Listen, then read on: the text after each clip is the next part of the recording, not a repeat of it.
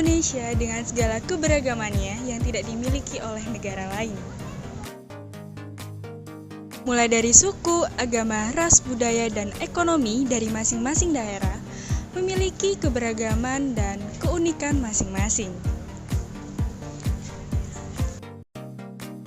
Meskipun memiliki berbagai kekayaan yang ada, Indonesia juga tidak luput dari berbagai ancaman integrasi nasional baik dari dalam negeri maupun luar negeri.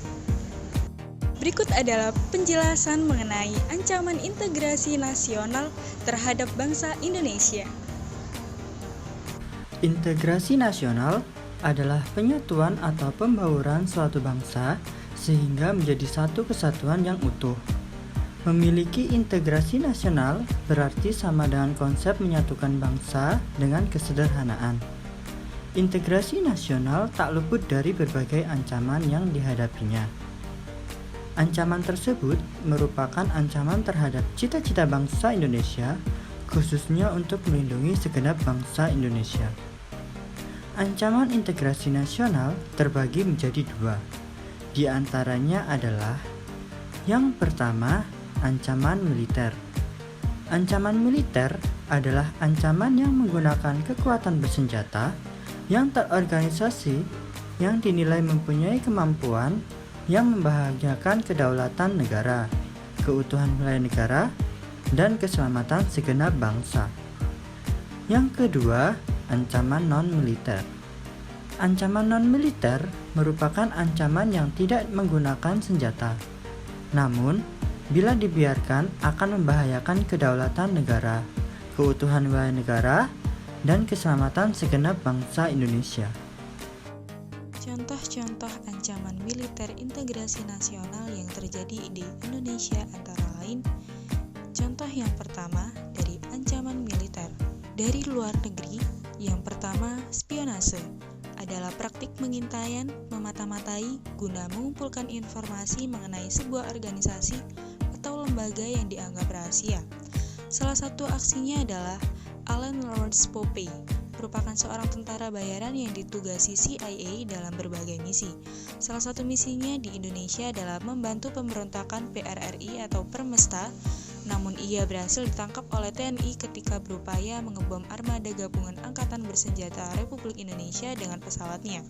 Dari penangkapan ini kemudian terkuak bahwa Allen Pope berkaitan dengan operasi CIA yang menyusup gerakan untuk menggulingkan Soekarno. Yang kedua, pelanggaran wilayah adalah penyalahgunaan atau mengeksploitasi di suatu lingkup wilayah di mana suatu negara tidak memiliki hak atau berada di luar garis batas wilayah negaranya sampai melanggar batas wilayah negara lain. Salah satu yang terjadi adalah Ambalat. Sejak akhir tahun 1960, Malaysia membuat pemetaan daerah yang baru di mana Pulau Sipadan dan Tigitan masuk ke wilayah negeri Malaysia. Negara ini kemudian mulai menyebut bahwa Blok Ambalat termasuk ke dalam wilayahnya. Sampai saat ini, konflik kepemilikan wilayah pun masih bergulir. Yang ketiga, ada aksi teror dari jaringan internasional adalah teror yang dilakukan oleh orang atau kelompok luar negeri kepada suatu negara. Salah satu aksi teror ini adalah bom kedubes Filipina terjadi pada 1 Agustus tahun 2000. Bom meledak dari sebuah mobil yang diparkir di depan rumah Duta Besar Filipina, Menteng, Jakarta Pusat. 2 orang tewas dan 21 luka-luka termasuk Duta Besar Filipina, Leonidas Ticadai.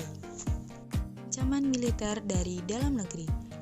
Yang pertama ada aksi terorisme, merupakan serangan-serangan terkoordinasi yang bertujuan membangkitkan perasaan teror terhadap sekelompok masyarakat. Salah satu aksinya yaitu Mapol Restabes Surabaya mendapat teror bom yang dilakukan sekeluarga menggunakan sebuah motor. Aksi yang terjadi pada hari Senin 14 Mei 2018 terjadi di depan gerbang Mapol Restabes Surabaya. Dalam aksi ini, seorang anak dari pelaku bom bunuh diri selamat setelah tubuhnya terpental ketika bom meledak. Yang kedua ada sabotase, adalah segala kegiatan perusakan yang dilakukan secara terorganisasi, disengaja dan tersembunyi untuk tujuan penghancuran. Salah satu yang pernah terjadi adalah konflik antara TNI dan Polri di Batam. Di dikarenakan hal tersebut tercium adanya adu domba oleh kelompok yang tidak bertanggung jawab guna meningkatkan keadaan keamanan secara langsung.